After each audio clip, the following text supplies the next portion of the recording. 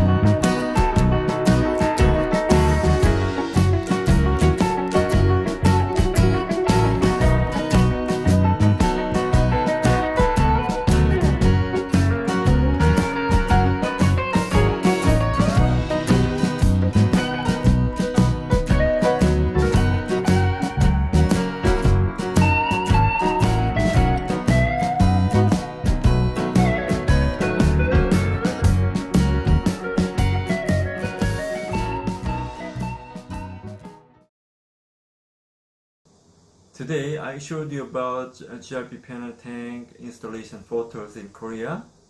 How was the movie? If you have any comments or inquiries, please send me email.